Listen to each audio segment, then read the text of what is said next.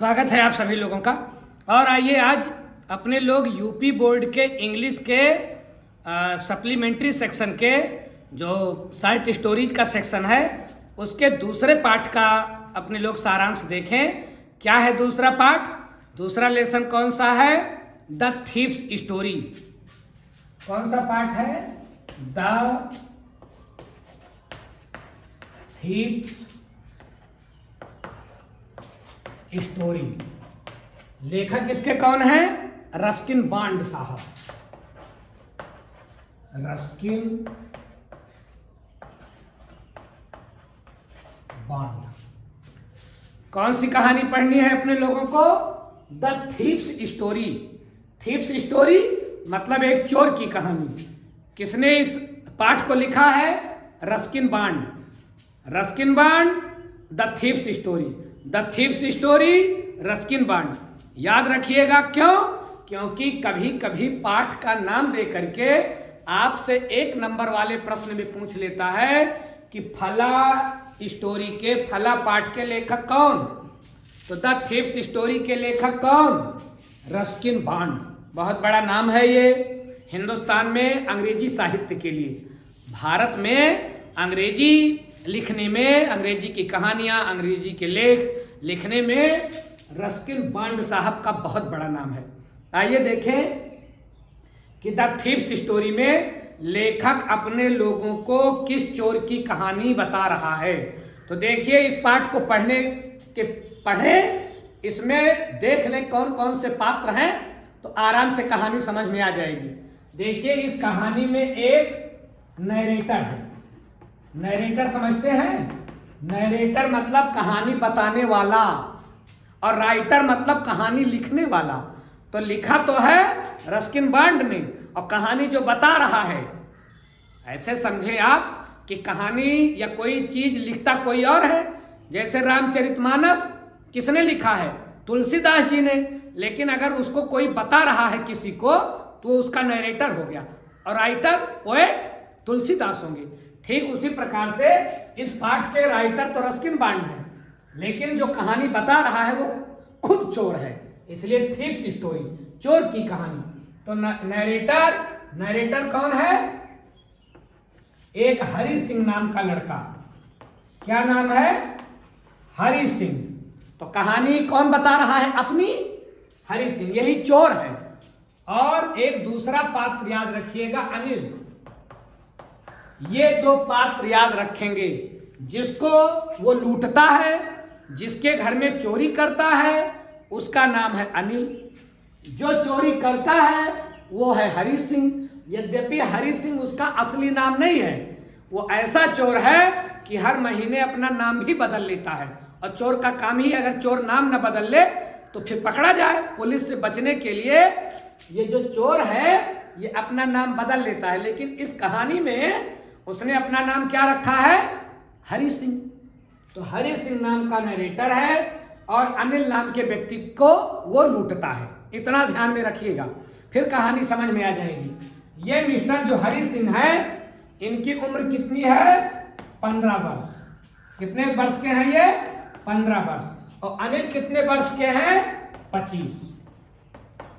कभी कभी आपसे विकल्पीय में ये भी पूछ लेता है कि हरि सिंह की उम्र कितनी थी, अनिल की उम्र कितनी थी। तो अनिल 25 साल और हरि सिंह 15 साल। इतनी कहानी समझ गए? इतनी बात समझ गए? अब आइए अपने लोग कहानी पर आए। देखिए ये हरि सिंह नाम का व्यक्ति चोरी करता है और चोरी, यद्यपि उम्र इसकी 15 साल है, लेकिन इसका हाथ चोरी में बड़ा साफ है। ये बड़ी सफाई से चोरी करता है, फंसता नहीं है जल्दी से। क्यों? क्योंकि अपना नाम ही बदल लेता है। नाम बदल लेता है तो FIR किसी और नाम से होगा और इसने अपना नाम ही बदल दिया है। तो हरि सिंह एक कुशल चोर है। एक दिन क्या होता है कि अनिल एक रेसलिंग मैच देख रहा था, कुश्ती का मैच देख रहा है। कुश्ती में रेसलर जो है, मतलब कुश्ती के जो पहलवान हैं, एक दूसरे को पटक रहे थे, गुर्रा रहे थे और एक दूसरे को बाहों में भर भर करके पटक रहे थे। ये करतब पहलवान लोग कर रहे थे कुश्ती के मैदान में। और उस कुश्ती का मैच देख रहा था अनिल। पहुंच गया हरि सिंह। अब अनिल को देख करके उसने जज कर लिया कि ये व्यक्ति मेरी चोरी के लिए फिट रहेगा, अगर इसको मैं पटा लूं तो इसके घर में चोरी आराम से कर लूंगा। यही सोच करके हरि सिंह पहुंचता है अनिल के पास और थोड़ा चापलूसी करता है। क्या चापलूसी करता है? कहता है भाई आप बड़े, आप भी थोड़ा पहलवान जैसे दिखते हो। यद्यपि अनिल एक दुबला पतला व्यक्ति है, पहलवान तो मोटे तगड़े होते हैं ना, बिल्कुल बॉडी उनकी बनी हुई होती है ना पहलवानों की, तो अनिल है दुबला पतला, लेकिन ये चापलूसी जाकर करता है कि भाई आप तो पहलवान जैसे दिख रहे हो। अच्छा, इसके लिए वो तर्क रखता है कि चापलूसी करने से थोड़ा दोस्ती बनाना आसान होता है, किसी की चापलूसी कर दीजिए वो आपका गुलाम हो जाएगा। चापलूसी बहुत बड़ा साधन है किसी को लूटने के लिए, किसी को बर्बाद करने के लिए, किसी को ठगने के लिए। चापलूसी बहुत बड़ी चाबी है। लगाया वही चाबी हरि सिंह ने अनिल के लिए। अनिल भी समझदार था, उसने भी कहा यार पहलवान तो तुम भी लगते हो, यद्यपि ये भी बहुत दुबले पतले थे। बात आगे बढ़ी। हरि सिंह ने जब मैच खत्म हुआ, अनिल जाने लगा, हरि सिंह पीछे पीछे चल दिया और कहा कि मैं आपके लिए आपके घर नौकरी करना चाहता हूं, क्योंकि लूटना था तो नौकर बनकर जाएगा तभी लूटेगा, तो मैं आपके घर में नौकरी ये काम करना चाहता हूं। अनिल ने कहा कि यार मैं कुछ, मेरे पास देने के लिए कुछ नहीं है, मैं कोई वेतन नहीं दे सकता। तो तुरंत उसने सोचा कि मैंने बड़ा गलत आदमी चुन लिया चोरी करने के लिए, इसके पास कुछ है ही नहीं, ये खुद ही फटीचर है, भिखमंगा है, कह रहा कुछ है ही नहीं। लेकिन हरि सिंह ने फिर भी कहा कि क्या आप मुझे खिला सकते हो, मैं खाने पर ही रह लूँगा। तो अनिल ने कहा कि ठीक है, क्या तुम मेरे लिए खाना बना सकते हो? तो उसने कहा हाँ, यद्यपि ये खाना बनाना नहीं जानते थे, झूठ बोल दिया। कहा अगर तुम मेरे लिए खाना बना सकते हो तो मैं तुमको घर पे नौकरी, अपने घर का नौकर बना सकता हूँ। दोनों में बात तय हो गई, घर लेकर के आए और ये अनिल ने हरि को अपने घर में नौकर रख लिया।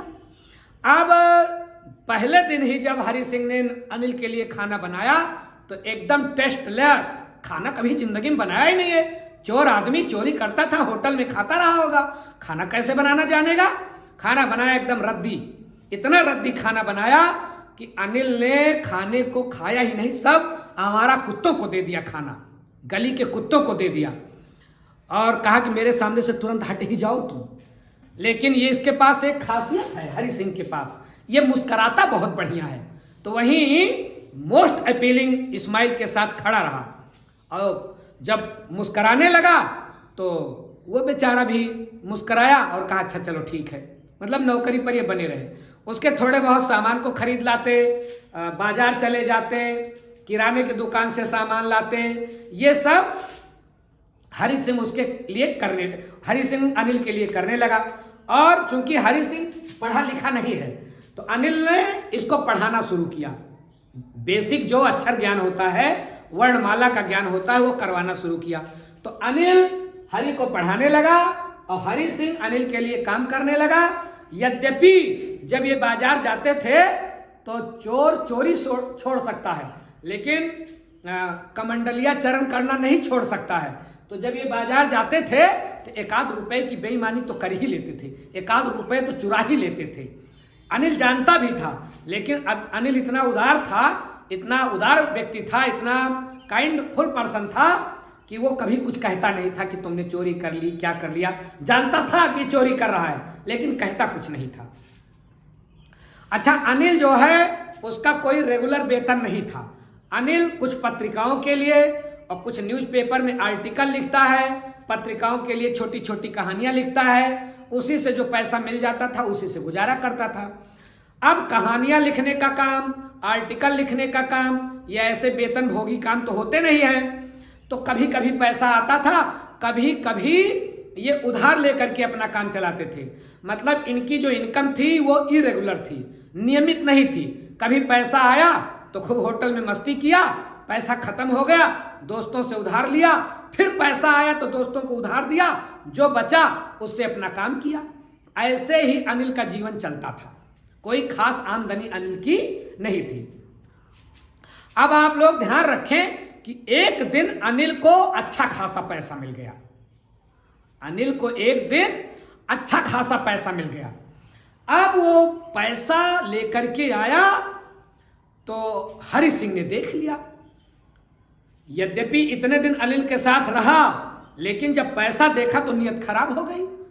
पुराना चोर, आदत नहीं सुधरती किसी की, सब कुछ सुधर जाएगी, लेकिन जो आदत पड़ गई है, कहा जाता है ना कि कुत्ते की पूंछ टेढ़ी की टेढ़ी ही रहती है, सीधी नहीं हो सकती, उसकी आदत है ना। तो हरि सिंह चूंकि पैसे से चोर था, जैसे अनिल कुछ नोटों की गड्डी लेकर आया, अनिल सिंह के मन में पाप सवार हो गया, हरि सिंह के मन में, अनिल का पैसा चुराने के लिए। और उसने सोचा कि आज जब ये सोएगा तो पैसा लेकर के निकल जाऊंगा। अच्छा, अनिल हरि के ऊपर इतना विश्वास करता था कि घर की चाबी भी दे दिया। लेकिन जब पैसा चुराने की बात मन में आई तो हरि सिंह ने सोचा कि इस आदमी को चुराना तो बहुत, इस आदमी के घर तो चोरी करना बहुत कठिन है। हरि ने बताया कि लालची आदमी को चुराना बहुत आसान है, लालची आदमी के घर में चोरी करना बहुत आसान है। क्यों? क्योंकि लालची आदमी के घर में जब चोरी हो जाएगी तो चोरी का माल भी मिल जाएगा और लालची आदमी खूब तड़फड़ाएगा, हमारा ये चला गया, हमारा वो चला गया, जिससे मिलेगा उसी से रोएगा लालची। लेकिन अगर बेफिक्र आदमी है, लापरवाह आदमी है, किसकी तरह, अनिल की तरह, तो ऐसे आदमी को लूटना थोड़ा कठिन है। क्यों कठिन है? क्योंकि लापरवाह आदमी कभी कभी ध्यान नहीं देता कि मैं लूटा गया।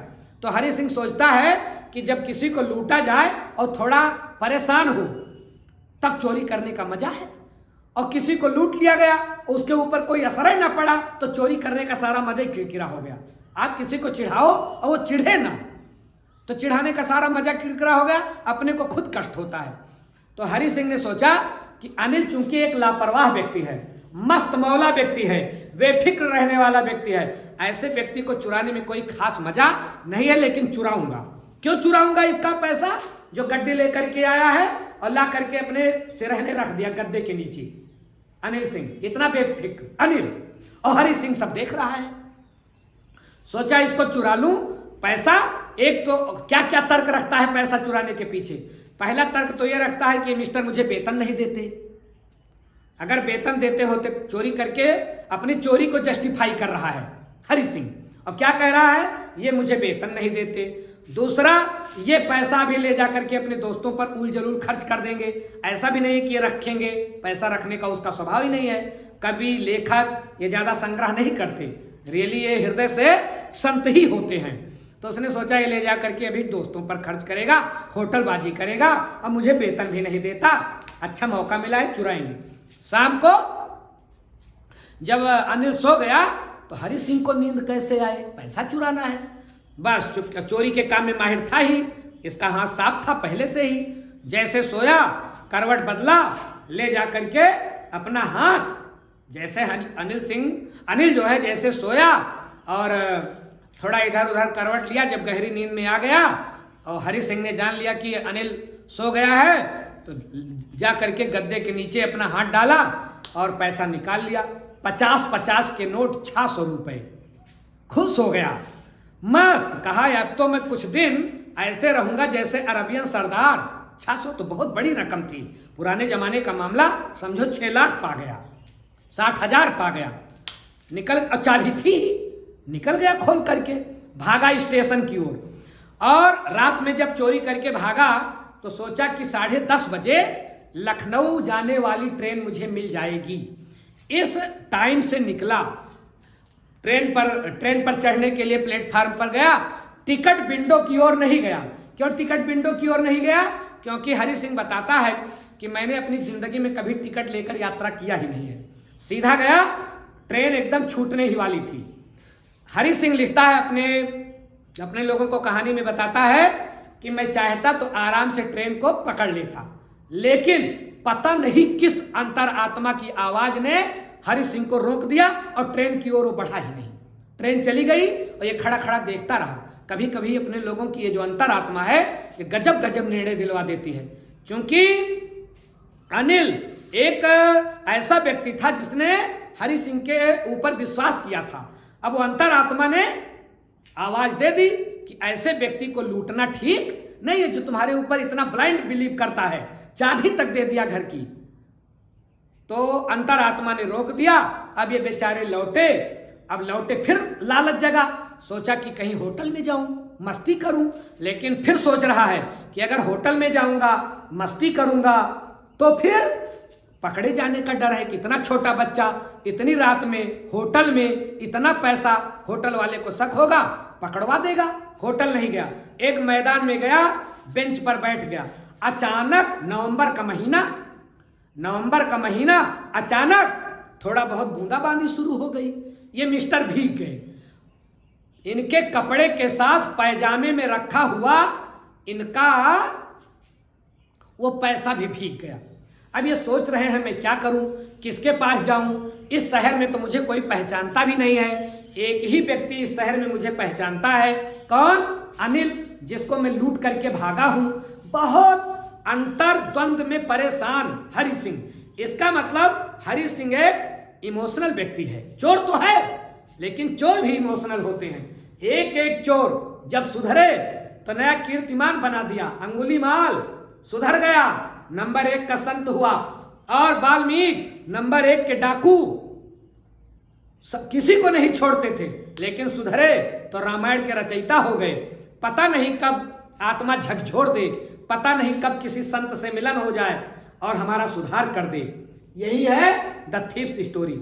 रस्किन बॉन्ड साहब ने कहा, बताया है कि दुष्ट से दुष्ट व्यक्ति सुधर सकता है अगर सत्संग मिल जाए। 60 तुलसी बाबा ने लिखा है रामचरितमानस में, 60 सुधरहि सत्संगत पाई, पारस परस उधात सुहाई।